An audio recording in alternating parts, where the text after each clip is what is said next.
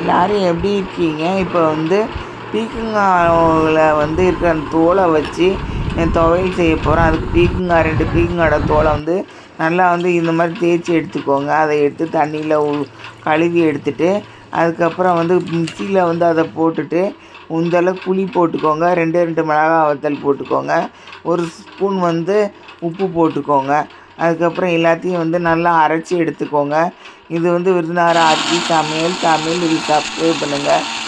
ஒரு கடாயில் வந்து ஒரு 2 குழிக்கரண்டி நல்லெண்ணெய் எடுத்து ஊற்றிக்கோங்க. கடுகு உளுத்தம்பருப்பு போட்டுக்கோங்க.